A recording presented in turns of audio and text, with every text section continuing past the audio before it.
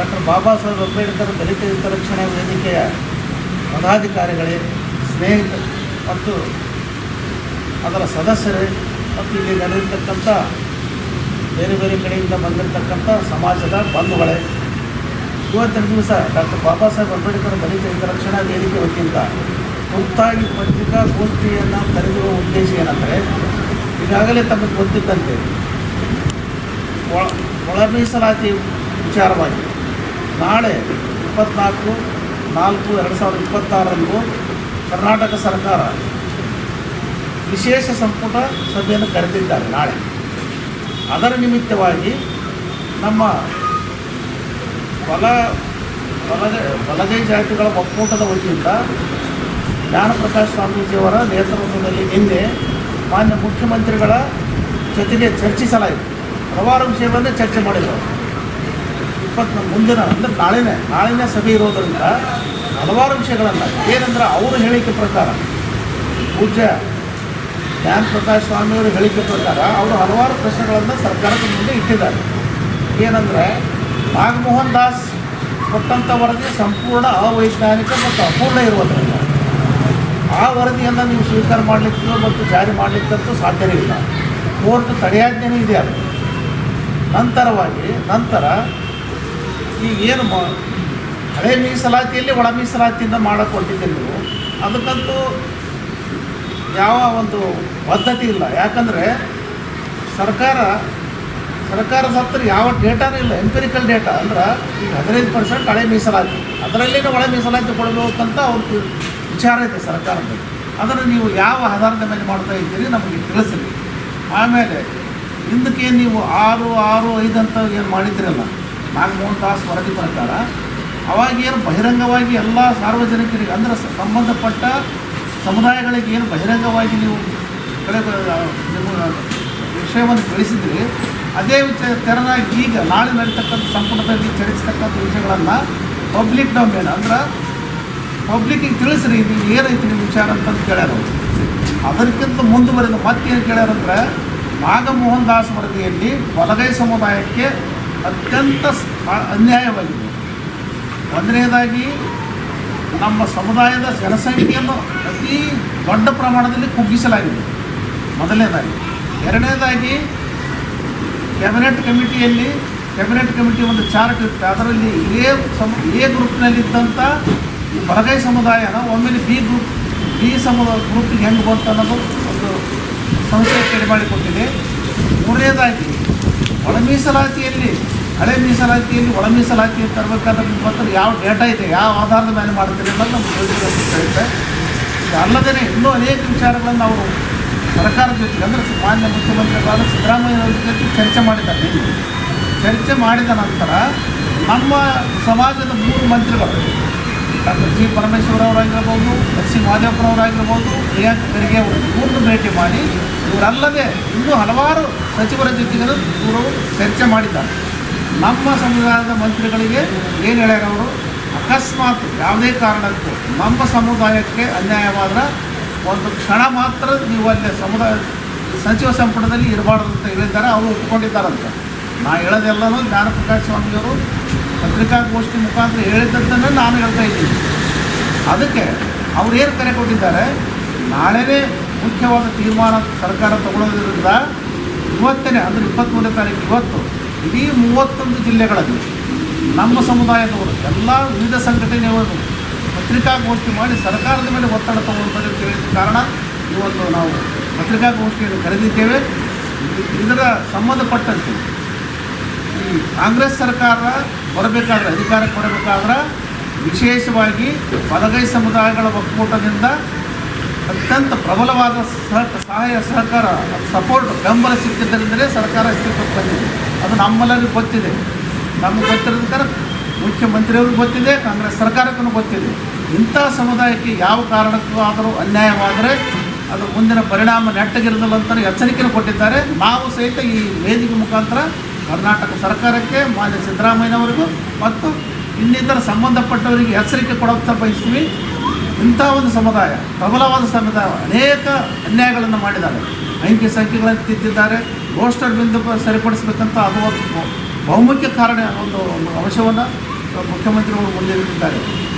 Roster ಬಿಂದುನಲ್ಲಿ ದೊಡ್ಡ ಅನ್ಯಾಯ ಆದದಕ್ಕೇ ಅದು ತಡೆ ಹಿಡಿದಿದ್ದ ಕೋರ್ಟಿಗೆ ಹೋಗಿದ್ದಾರೆ ನಮ್ಮ ಸಮುದಾಯದವರು. ಅಂತ ಈ ರೀತಿಯಾಗಿ ಹಲವಾರು ವಿಷಯಗಳನ್ನು ಇಟ್ಟುಕೊಂಡು ನಾಳೆ ನಡೀತಿರ್ತಕ್ಕಂಥ ಈ ಒಂದು ವಿಶೇಷ ಸಂಪುಟ ಸಭೆಯಲ್ಲಿ ಯಾವ ಕಾರಣಕ್ಕೂ ಅನ್ಯಾಯವಾಗಬಾರ್ದಂಥ ಮುಖ್ಯಮಂತ್ರಿಗಳಿಗೆ ನಮ್ಮದೊಂದು ಅಪೀಲ್ ಇದೆ. ನಮ್ಮ ಬೇಡಿಕೆ ಅದರ ಜೊತೆಗೆ ಎಚ್ಚರಿಕೆ ಸಹಿತ ಯಾವುದೇ ಪರಿಸ್ಥಿತಿಯಲ್ಲಿ ಯಾವುದೇ ಒಂದು ಕಾರಣಕ್ಕೆ ನಮ್ಮ ಸಮುದಾಯಕ್ಕೆ ಅನ್ಯಾಯವಾದಂಥ ರೀತಿಯಲ್ಲಿ ಅವರು ಏನಾದರೂ ತೀರ್ಮಾನ ತಗೊಂಡ್ರೆ ಮುಂದಿನ ಪರಿಣಾಮಗಳಿಗೆ ಅವರೇ ಹೊಣೆಗಾರರಾಗ್ತಾರೆ. ಅದರ ಪರಿಣಾಮ ನೆಟ್ಟಾಗಿರಲಿಲ್ಲ ಅಂತ ಹೇಳಿದ ನಮ್ಮ ಪೂಜ್ಯ ಜ್ಞಾನಪ್ರಕಾಶ ಸ್ವಾಮಿಯವರ ಹೇಳಿಕೆನೇ ನಾನು ಪುನರುಚ್ಚರಿಸ್ತಾ ಇರ್ತೀನಿ. ಅದಕ್ಕೆ ಈ ತುರ್ತುಗೋಷ್ಠಿಯಲ್ಲಿ ಕರಿಬೇಕಾಯಿತು. ಅದಕ್ಕೆ ತಾವೆಲ್ಲರೂ ದಯಮಾಡಿ ಇವನ್ನ ಹೆಚ್ಚಿನ ಒಂದು ಮಾಧ್ಯಮಗಳ ಮಿತ್ರರು ನೀವೆಲ್ಲ ಸೇರಿಕೊಂಡು ಇದು ಹೆಚ್ಚು ಪ್ರಸಾರ ಪಡಿಸ್ರಿ. ನಮ್ಮ ಪ್ರಿಂಟ್ ಮಾಧ್ಯಮದವರು ಸಹಿತ ಅವ್ರಿಗೂ ಆಹ್ವಾನ ಕೊಟ್ಟಿದ್ವಿ. ಅವರು ಬರ್ತಾರ ಅಂತ ಅವರು ಸಹಕಾರ ವ್ಯಕ್ತಪಡಿಸಿ ಅಂತ ಹೇಳಿದ್ದಾರೆ. ಅದಕ್ಕೆ ದಯಮಾಡಿ ಇದನ್ನು ನಮ್ಮ ಮೂಲಕ ನಾವು ಸರ್ಕಾರಕ್ಕೆ ಮುಟ್ಟಿಸ್ಬೇಕಾಗಿದ್ದೀವಿ ಈ ಒಂದು ನಮ್ಮ ಅಪೀಲು ಅಥವಾ ನಮ್ಮ ಎಚ್ಚರಿಕೆ. ಆದ್ದರಿಂದ ಈ ಪತ್ರಿಕಾಗೋಷ್ಠಿಯನ್ನು ಕರೀತೀವಿ. ಇದಕ್ಕೆ ನೀವು ನಮ್ಮ ಕರೆಗೆ ನೀವು ಸ್ಪಂದಿಸಿದ್ದಕ್ಕಾಗಿ ಧನ್ಯವಾದಗಳು. ಈ ಸುದ್ದಿಗೋಷ್ಠಿಯ ವಿಶೇಷ ಏನಂದ್ರೆ ತಮಗೆಲ್ಲ ಗೊತ್ತಿರೋ ಹಾಗೆ ನಾಳೆ ದಿನಾಂಕ 24ನೇ ತಾರೀಕಿಗೆ ರಾಜ್ಯ ಸರ್ಕಾರ ಒಳ ಮೀಸಲಾತಿಯ ಚರ್ಚೆಗಾಗಿ ಒಂದು ವಿಶೇಷವಾದಂಥ ಕ್ಯಾಬಿನೆಟ್ ಮೀಟಿಂಗನ್ನು ಕರೆದಿದ್ದು, ಆ ಕ್ಯಾಬಿನೆಟ್ ಮೀಟಿಂಗಿನಲ್ಲಿ ಈಗಾಗಲೇ ತಮಗೆಲ್ಲ ಗೊತ್ತಿರುವ ಹಾಗೆ ಒಳ ಮೀಸಲಾತಿಯಲ್ಲಿ ರೋಸ್ಟರ್ ಬಿಂದುವನ್ನು ತಂದು ಬಲಗೈ ಸಮಾಜಕ್ಕೆ ಆಗಿರತಕ್ಕಂಥ ಅನ್ಯಾಯದ ವಿರುದ್ಧ ಈ ರಾಜ್ಯದಲ್ಲಿ ಸುಮಾರು 7 ಲಕ್ಷ ಜನ ಬಲಗೈ ಸಮಾಜದ ಬಂಧುಗಳೆಲ್ಲರೂ ಸೇರಿ ಬೆಂಗಳೂರಿನ ಫ್ರೀಡಮ್ ಪಾರ್ಕಿನಲ್ಲಿ ಕಳೆದ 5ನೇ ತಾರೀಕಿನಲ್ಲಿ ಪರಮ ಪೂಜ್ಯ ಜ್ಞಾನಪ್ರಕಾಶ ಸ್ವಾಮೀಜಿಯವರ ನೇತೃತ್ವದಲ್ಲಿ ಉಗ್ರವಾದ ಹೋರಾಟವನ್ನು ಮಾಡಿ ಸರ್ಕಾರಕ್ಕೆ ಒಂದು ಎಚ್ಚರಿಕೆಯನ್ನು ಕೊಟ್ಟಿದ್ದೇವೆ. ಆ ಒಂದು ಬೆನ್ನೆಲೆಯಲ್ಲಿ ಇವತ್ತು ರಾಜ್ಯ ಸರ್ಕಾರ 24ಕ್ಕೆ ಒಳ ಮೀಸಲಾತಿ ಕುರಿತು ವಿಶೇಷವಾದಂಥ ಒಂದು ಕ್ಯಾಬಿನೆಟ್ ಮೀಟಿಂಗನ್ನು ಕರೆದಿದ್ದು, ಈ ರಾಜ್ಯ ಸರ್ಕಾರಕ್ಕೆ ನಾವು ಡಾಕ್ಟರ್ ಬಾಬಾ ಸಾಹೇಬ್ ಅಂಬೇಡ್ಕರ್ ದಲಿತ ಹಿತರಕ್ಷಣಾ ವೇದಿಕೆಯಿಂದ ಆಗ್ರಹಿಸುತ್ತೇವೆ ಮತ್ತು ಎಚ್ಚರಿಕೆ ಕೊಡಲಿಕ್ಕೆ ಬಯಸುತ್ತೇವೆ. ನಿಮ್ಮ ಕ್ಯಾಬಿನೆಟ್ ಮೀಟಿಂಗಲ್ಲಿ ಏನಾದರೂ ನಮಗೆ ಬಲಗೈ ಸಮುದಾಯಕ್ಕೆ ಅನ್ಯಾಯವಾದರೆ, ರೋಸ್ಟರ್ ಬಿಂದುಲಾಗಿರ್ತಕ್ಕಂಥ ಅನ್ಯಾಯವನ್ನು ಸರಿಪಡಿಸದೆ ಹೋದರೆ ನಾವು ಸರ್ಕಾರದ ವಿರುದ್ಧ ಎದ್ದು ನಿಲ್ಲಬೇಕಾಗುತ್ತೆ.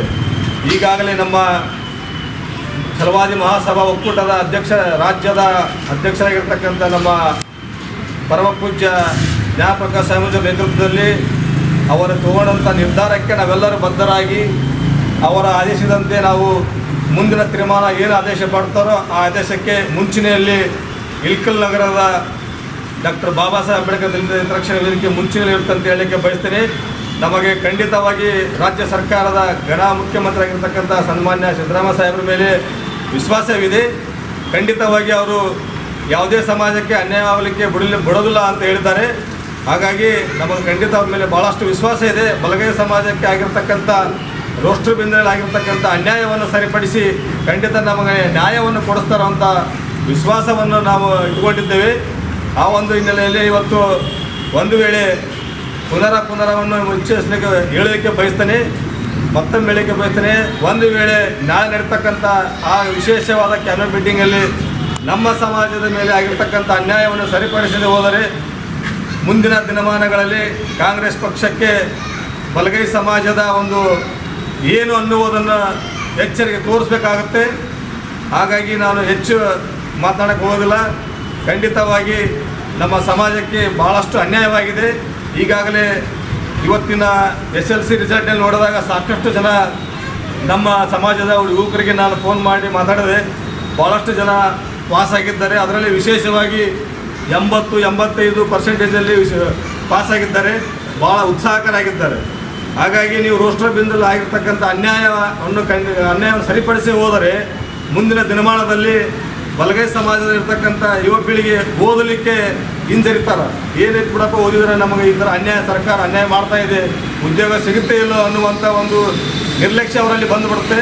ಹಾಗಾಗಿ ಅಂಥ ಒಂದು ನಿರ್ಲಕ್ಷ್ಯನ ಹೋಗಲಾಡಿಸಿ ಇನ್ನಷ್ಟು ಹೆಚ್ಚು ನಾವು ಓದಬೇಕು, ನಮಗೆ ನೌಕರಿ ಸಿಗ್ತಾವನ್ನ ಆಶೆಯನ್ನು ಉದ್ಭವಿಸಬೇಕು ಅಂತೇಳಿ ರಾಜ್ಯ ಸರ್ಕಾರಕ್ಕೆ ನಾವು ಮನವಿ ಮಾಡುತ್ತಾ ಆಗ್ರಹಿಸುತ್ತಾ ಎಚ್ಚರಿಸುತ್ತೇನೆ. ನಮ್ಮ ಸಮಾಜಕ್ಕೆ ಆಗಿರ್ತಕ್ಕಂಥ ಅನ್ಯಾಯವನ್ನು ನಾಳೆ ತಾವು ತಗೊಳ್ತಕ್ಕಂಥ ನಿರ್ಧಾರ ನಮ್ಮ ಸಮಾಜದ ಮೇಲೆ ಆಗಿರ್ತಕ್ಕಂಥ ಅನ್ಯಾಯ ಸರಿಪಡಿಸುವಂಥ ನಿರ್ಧಾರ ಆಗಿರುತ್ತೆ. ಹಾಗಾಗಿ ಯಾವುದೇ ಸಮಾಜಕ್ಕೂ ಅನ್ಯಾಯ ಆಗಬಾರ್ದು. ವಿಶೇಷವಾಗಿ ಮತ್ತು ಏನು ಅಸ್ಪೃಶ್ಯಕ್ಕೆ ಒಳಗಾಗಿರ್ತಕ್ಕಂಥದ್ದು, ಹಿಂದುಳಿದ ವರ್ಗದಾಗಿರ್ತಕ್ಕಂಥ ತುಳಿತಕ್ಕೆ ಒಳಗಾಗಿರ್ತಕ್ಕಂಥ ಬಲಗೈ ಮತ್ತು ಎಡಗೈ ಸಮಾಜಕ್ಕೆ ಅನ್ಯಾಯ ಆಗಬಾರ್ದು. ಇಬ್ಬರಿಗೂ ಸರಿ ಸಮಾನವಾದಂಥ ಮೀಸಲಾತಿಯನ್ನು ಕೊಡಬೇಕಂತೇಳಿ ರಾಜ್ಯ ಸರ್ಕಾರಕ್ಕೆ ನಾನು ಡಾಕ್ಟರ್ ಬಾಬಾ ಸಾಹೇಬ್ ಅಂಬೇಡ್ಕರ್ ದಲಿತ ರಕ್ಷಣಾ ವೇದಿಕೆಯಿಂದ ಆಗ್ರಹಿಸುತ್ತೇನೆ.